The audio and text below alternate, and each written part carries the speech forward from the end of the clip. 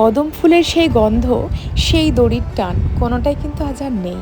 সেই মনের ভেতরে দড়ির টানের থেকেও যে একটা তীব্র ছুট, সেই ছুটটাও কিন্তু আজ কোথাও না কোথাও হারিয়ে গিয়েছে আমাদের সকলের। রথের মেলা সেই পুষ্প বৃষ্টি আর সেই জিলিপি খাওয়ার আমেজ সবটাই যেন হারিয়ে ফেলেছি। সব কিছুর মাঝেও বাঁচিয়ে রেখেছি আমার সেই ছোট্টবেলাকার মনটাকে। তাই বর্মশের সাথে চলে গিয়েছি ধুলিয়ানের রথ দেখতে। আর সেখানে গিয়েই রথ দেখছি স্ট্যাচু হয়ে রয়েছে, কারণ রথ তো চলে গেছে। আর আমি দর্শন করে নিলাম প্রভু শ্রী জগন্নাথ, বলরাম আর সুভদ্রা দেবীর সঙ্গে। আর তারপরে পরেই কিন্তু আমরা চলে আসলাম মিলন মন্দিরে। তবে এই দুজন মহিলা আর পুরুষটাকে দেখো, মনে হচ্ছিল তাদেরই যেন আমি ভিডিও নিচ্ছি। আর এই মন্দিরের রথটা কিন্তু এই মন্দিরেই থাকে, আর সেই রথটাও কিন্তু আমরা দেখে নিলাম এই জায়গাটায় থাকে। আর এইখানে দেখতে দেখো গোপলু সোনাকে দেখতে পেয়ে গেছি, সেটা দেখে তো আমি প্রচণ্ড এক্সাইটেড হয়ে পড়েছিলাম। আর মন্দিরের মাকে দর্শন করেই আমরা চলে যাচ্ছিলাম এবার পেট পুজোর দিকে।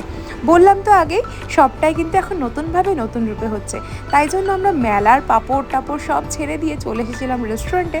আর এই রেস্টুরেন্টের খুব ভালো খাবার, তোমরা কিন্তু ধুলিয়ানে গেলে অবশ্যই কিন্তু আকিজিটারিতে অবশ্যই খেও, খুব ভালো খাবার। আমরা কিন্তু অনেক কিছু খেয়েছিলাম, আর তারপরে পড়ে গিয়েছিলাম বৃষ্টির কবলে। সেই পুষ্প বৃষ্টি ছেড়ে ঝমঝমে বৃষ্টি আমাদেরকে পুরো ভিজিয়ে দিল। Tata bye bye.